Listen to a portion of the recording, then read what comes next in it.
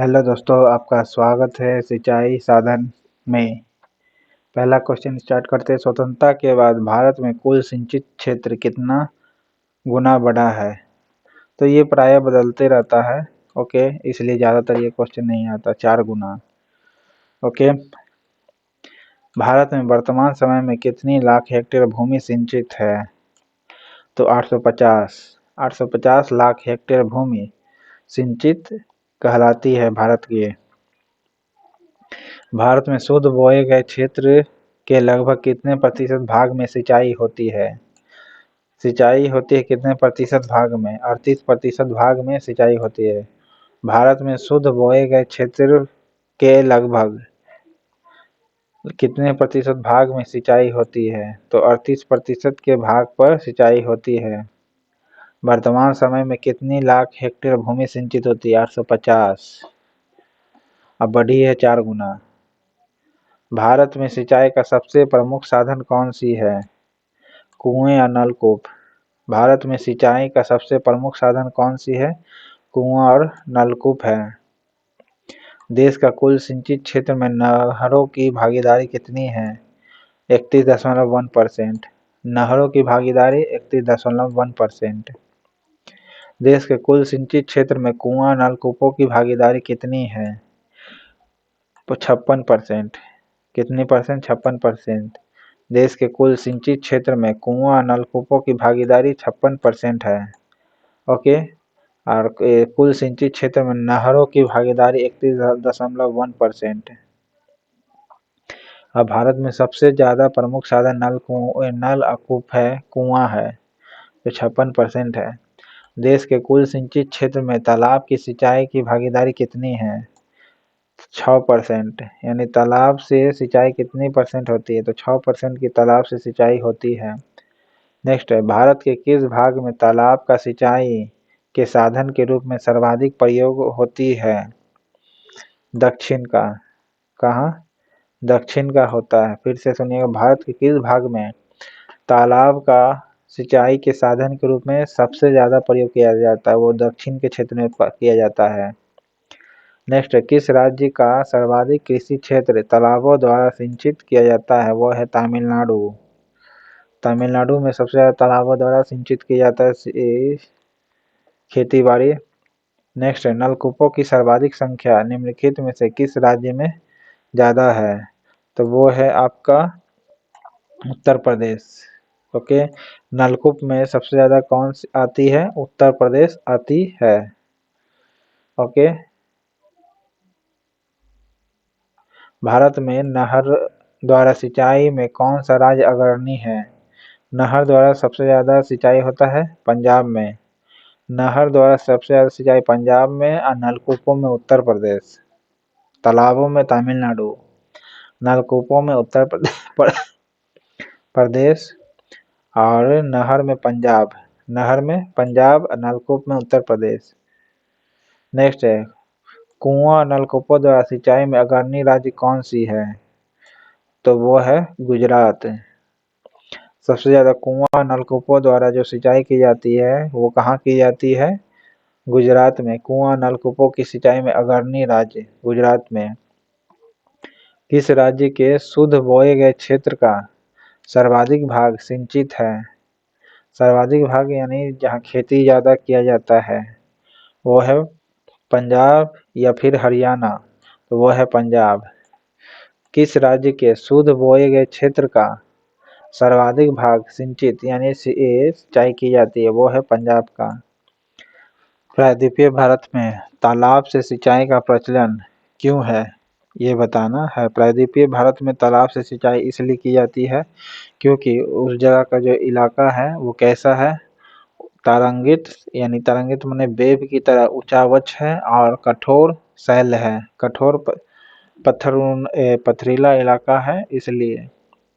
दूसरा, अप्रवेश शैल्य संरचना के कारण। अप्रवेश शैल्य संरचना यानी पानी पत्थर के अंदर नहीं जा पाता है और कम समय में क्या हो जाती है? वो रुक नहीं पाती है पानी और अंतः स्रवण हो जाती है, यानी कम समय में बह जाती है। तीसरा है, प्रायद्वीपीय भारत की अधिकांश नदियां सदा नीरा है। अधिकांश जो नदियां हैं वो कैसी है, सदा नीरा है। ओके। चौथा है,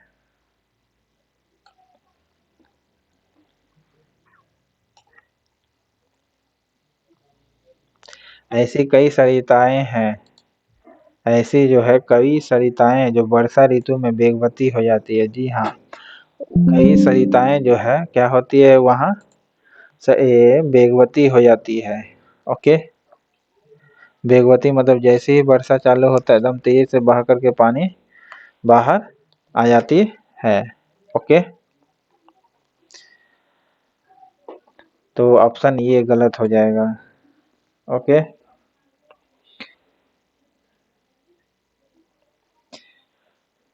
प्रायद्वीपीय भारत में तालाब से सिंचाई के प्रचलन के लिए कौन सा कारण नहीं था? तो बता दिए कि कई सरिताएं जो वर्षा ऋतु में वेगवती हो जाती है। जी नहीं, वहाँ तालाब वगैरह इतना है कि वह स्टोर करके रख लेता है।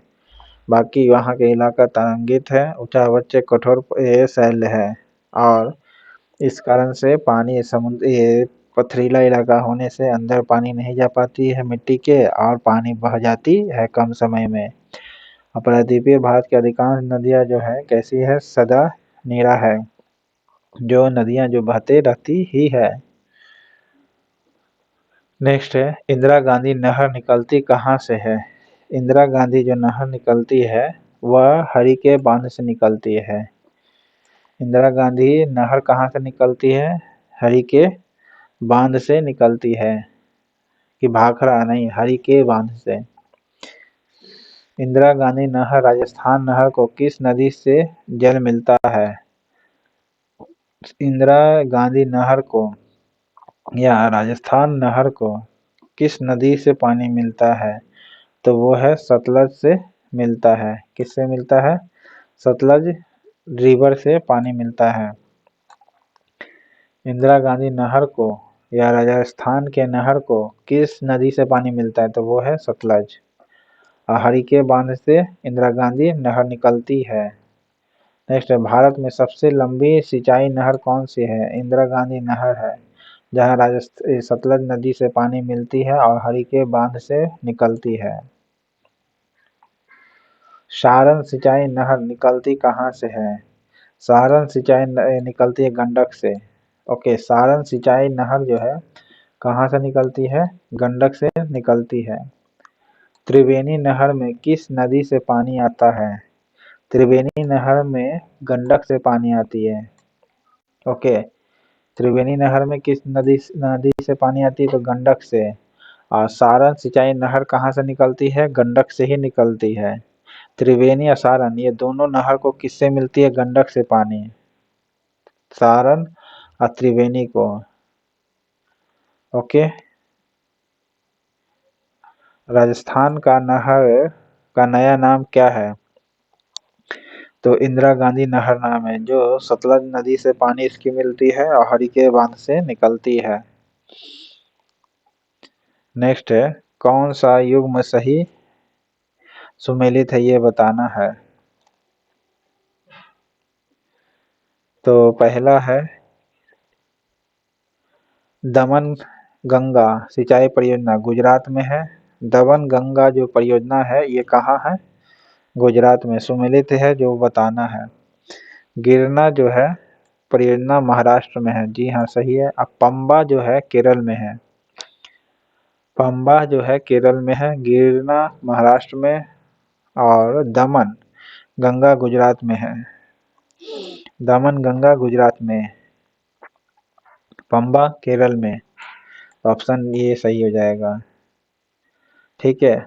भारत की सिंचाई क्षमता 47.78% पूरा होता है किससे? तो लघु एवं बृहद परियोजनाओं से। लघु एवं बृहद परियोजनाओं से लागू होती है। फिर से सोचिए, भारत का जो सिंचाई क्षमता है 47.78%, वह किससे आती है? सिंचाई का पानी लघु और बृहद परियोजना से आती है। ओके। भारत के किस क्षेत्र में अत्यधिक असिंचित खेती की जाती है? असिंचित, तो दक्कन के पठार में की जाती है। अत्यधिक असिंचित खेती की जाती है भारत के किस क्षेत्र में? तो वो है दक्कन के पठार में। दक्कन के पठार में की जाती अत्यधिक असिंचित खेती। पंबा कहाँ है? केरल में परियोजना है। तो इस प्रकार भारत की सिंचाई खत्म होती है। चैनल पसंद आए तो लाइक करिए, सब्सक्राइब करिए। Thank you.